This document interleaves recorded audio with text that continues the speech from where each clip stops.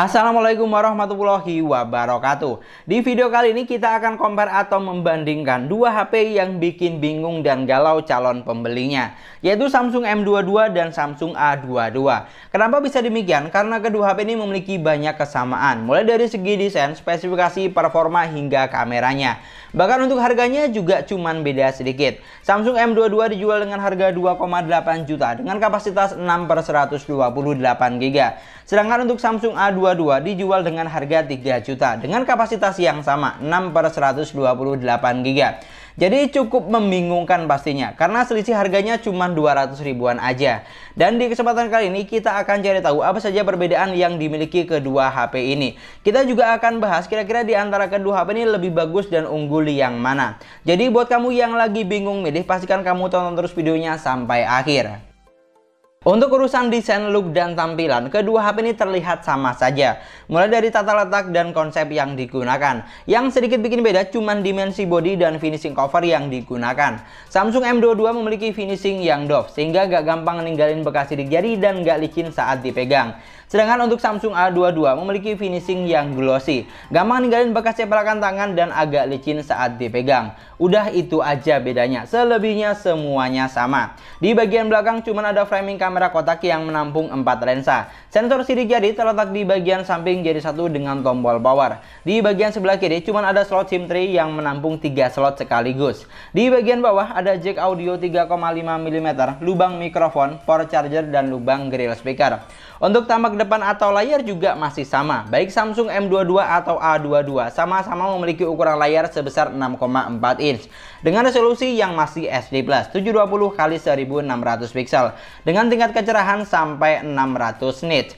Menggunakan panel layar Super AMOLED andalan Samsung dengan refresh rate yang sudah support sampai 90 Hz. Karena semuanya sama, otomatis untuk kontras dan warna yang dihasilkan juga sama saja di sini. Sudah terlihat bagus dan nyaman saat dipandang. Dari keseluruhan desain sudah jelas ya, bedanya cuma terletak pada finishing cover belakang dan dimensi bodinya yang beda sedikit. Sedikit banget pokoknya, kayak saldo yang ada di rekening saat ini. Bahkan saking sedikitnya tidak berasa beda sama sekali. Dan kalau ditanya lebih bagus mana, baliknya sih tergantung selera aja. Toh kalau dipakein casing juga terlihat sama aja, nggak ada bedanya. Tapi kalau saya pribadi, saya sih lebih suka dengan desain Samsung M22 karena terlihat nggak polosan dan memiliki finishing yang matte atau doff, bikin HP-nya nggak gampang kotor. Geser ke bagian spesifikasi dan performa, lagi-lagi kita dibikin galau karena kedua HP ini menggunakan SoC yang sama. Baik Samsung M22 atau A22 sama-sama memiliki kapasitas RAM sebesar 6 GB dengan internal memorinya 128 GB. Chipsetnya juga sama, menggunakan MediaTek Helio G80 gaming processor octa-core 12 nanometer dengan GPU support Mali G52 MC2. Untuk UI-nya juga masih sama, berjalan di Android 11 basis One UI Core 3.1. Untuk kapasitas baterainya, kedua HP ini sama-sama dibekali dengan kapasitas sebesar 5000 mAh. Bedanya Samsung M22 sudah support fast charging hingga 25 watt, sedangkan untuk A22 hanya mentok di 15 watt aja. Tapi walaupun demikian, untuk charger bawaannya Samsung M22 cuma 15 watt aja. Jadi kalau kita mau dapat fasilitas fast charging 25 watt, kita harus beli charger lagi yang sudah support 25 watt. Tapi seenggaknya lumayan lah, jadi nilai plus buat Samsung A22. Dan untuk perbedaan yang kedua, di sini Samsung M22 sudah dilengkapi dengan NFC, sedangkan untuk Samsung A22 belum ada. Jadi nilai plus lagi untuk Samsung M22. Dan dari segi spesifikasi, 2 poin itu aja sih yang bikin beda, selebihnya semuanya sama. Dan untuk performanya, karena keduanya menggunakan chipset, RAM, GPU, dan UI yang sama, jadi untuk performa yang dihasilkan juga sama. Ini yang saya rasakan selama pengujian menggunakan kedua HP ini. Buat main game berat seperti PUBG Mobile sudah berasa lancar dan cukup playable. Setting grafik yang dihasilkan sudah sampai Smooth Ultra, Balance Ultra, dan mentok sampai SD High. Kualitas gambarnya bagus dan tajam, walaupun resolusi layarnya cuma SD+. Giroskop juga berjalan dengan baik dan cukup responsif di sini. Saat gameplay, HP-nya juga enggak panas, cuman sedikit hangat aja dan masih dalam kategori wajar. Pokoknya mantep lah. Sedangkan untuk game yang lebih ringan seperti Mobile Legends mampu dilibas habis oleh kedua HP ini karena hampir tidak ada kendala saat gameplay. Untuk grafiknya memang cuma mentok sampai high dan belum bisa sampai ultra. Tapi buat saya bukan masalah karena kontras dan warna yang dihasilkan panel Super AMOLED-nya sudah cakep banget. Hampir tidak terlihat kalau resolusi layarnya cuma SD+. Jadi kalau untuk urusan performa, baik Samsung M22 atau A22, keduanya sudah bisa diandalkan. Apalagi kalau cuma buat kebutuhan multitasking harian, sudah sangat lebih dari cukup. Dan biar tambah paham, di sini saya tegaskan lagi, dari segi spesifikasi yang bikin beda, Samsung M22 sudah support fast charging hingga 25 Watt.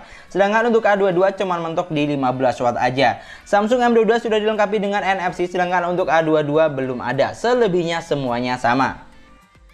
Yang terakhir untuk urusan kameranya, kedua HP ini sama-sama menggunakan setup kuat kamera. Di Samsung M22 ada 48 megapiksel kamera utama, 8 megapiksel kamera ultrawide, 2 megapiksel kamera bokeh, dan 2 megapiksel kamera makro. Untuk kamera selfie-nya sebesar 13 megapiksel. Sedangkan untuk Samsung A22 di sini memiliki megapiksel yang sama dengan M22. 48 megapiksel kamera utama, 8 megapiksel kamera ultrawide, 2 megapiksel kamera bokeh, dan 2 megapiksel kamera makro.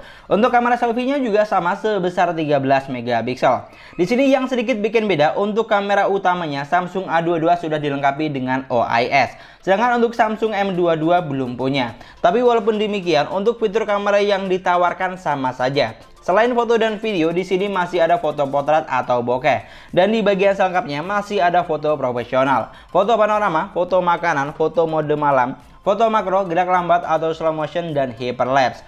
Untuk perekaman videonya, kedua HP ini juga sudah dilengkapi dengan stabilisasi video. Dan untuk hasil kameranya bagus mana, kamu bisa nilai dari hasil kamera yang sudah ada. Dari angka di atas kertas seharusnya sih sama aja, karena lensa dan megapiksel yang digunakan juga sama. Tapi kalau yang saya lihat dari preview masing-masing layarnya, warna yang dihasilkan Samsung A22 lebih tegas dan tajam. Berasa lebih greget aja rasanya. Mungkin ini pengaruh OIS yang dimiliki Samsung A22. Kalau untuk kamera selfie-nya menurut saya sih tidak ada perbedaan yang signifikan. Sudah sama-sama bisa diandalkan.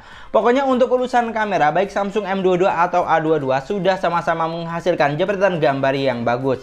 Tapi kalau menurut saya pribadi, Samsung A22 lebih unggul di sini karena memiliki hasil foto yang lebih tajam dan juga sudah dilengkapi dengan OIS yang bikin hasil perekaman videonya makin stabil. Ini adalah contoh perekaman kamera belakang. Yang sebelah kiri ini menggunakan Samsung M22 dan yang sebelah kanan menggunakan Samsung A22. Untuk perekaman videonya, kedua HP ini sama-sama mentok di ukuran 1080 di 30 frame per second aja. Jadi untuk video 4K belum bisa. Dan di sini untuk hasilnya kamu bisa lihat, kalau yang saya lihat sih keduanya sudah sama-sama bagus dan tajam untuk hasil gambarnya. Oke, kalau buat jalan tinggal stabilnya di sini. Seharusnya sih lebih stabil di Samsung A22 karena sudah dilengkapi dengan OIS. Dan ini adalah contoh untuk perekaman kamera depannya. Yang sebelah kiri menggunakan M22, yang sebelah kanan menggunakan Samsung A22. Di sini yang perlu kamu lihat untuk kualitas warnanya dan kualitas suara yang saya hasilkan.